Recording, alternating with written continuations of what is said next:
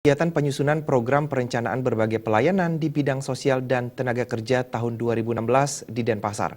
Sosialisasi diikuti 55 peserta dari KASI, Kaorkestra Desa Lurah, tenaga kerja sosial kecamatan, dan staf pendataan di kecamatan. Sosialisasi bidang kesejahteraan sosial dan ketenaga kerjaan dibuka oleh Kadisosnaker Kota Denpasar, I Gusti Agung Rai Anom Suradi. Maksud dan tujuan sosialisasi salah satunya memberikan pengetahuan dan wawasan kepada peserta tentang peraturan, program, dan kegiatan di bidang sosial dan tenaga kerja. Menyusun perencanaan dan pelaksanaan dalam mengatasi masalah kesejahteraan sosial dan tenaga kerja. Anom Suradi berharap melalui sosialisasi ini, aparat di tingkat desa, lurah, dan kecamatan mampu mendata dan menyusun program pelayanan berkaitan dengan sosial dan tenaga kerja.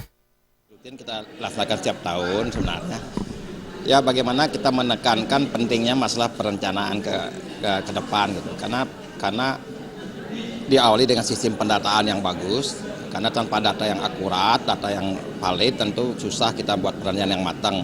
Nah, juga berakibat kalau perencanaan nggak bagus tentu nanti tujuan daripada kegiatan itu sendiri kan agak mubazir. Oleh karena itu yang menekankan kepada teman-teman terbawah bagaimana pertama mengidentifikasi permasalahan sosial yang ada di level desa kelurahan. Setelah itu dibuatkan data yang akurat. Kemudian mereka coba merencanakan secara matang. Ya tadi kan yang bilang koordinasi dengan petugas TKSK. Kalau tidak mampu, nah ini ke depan dengan perencanaan matang ini dia sudah mengambil sebagian tugas-tugas pemerintah di level bawah. Sehingga kami mungkin tentu bukannya kita ingin lebih ringan, tentu sisa-sisa itu mungkin bisa garap di level dinas. Lebih lanjut, Anom Suradi mengungkapkan, Denpasar sebagai kota besar tidak lepas dari permasalahan urbanisasi yang memberi dampak terhadap permasalahan sosial dan tenaga kerja. Seperti penanganan gepeng, telah dilakukan sidak dan mengembalikan mereka ke daerah asalnya. Masalah sosial lainnya yakni pemberian bantuan kepada lansia dan bedah rumah warga kurang mampu dengan memanfaatkan dana CSR dari perusahaan yang ada di kota Denpasar. Sedangkan untuk menekan pengangguran, Pemkot telah memberikan berbagai pelatihan kepada kaum disabilitas, pemberian pelatihan satpam kepada para pemuda desa dan lurah di Denpasar. Seluruh bantuan pelayanan sosial dan tenaga kerja tersebut tidak lepas dari peran KASI Kaur dengan secara dini membeberkan data ke Pemkot melalui Dinas Sosial dan Tenaga Kerja.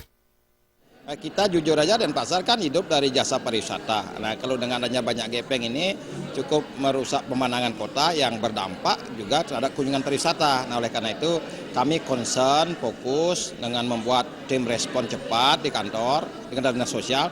Ini kami rutin adakan setiap hari pemantauan. Tentu harapan kami dukungan dari Pak Kades Lurah dimanapun di sudut-sudut kota di wilayah masing-masing kalau ada menemukan gepeng tolong diinformasikan kepada kami.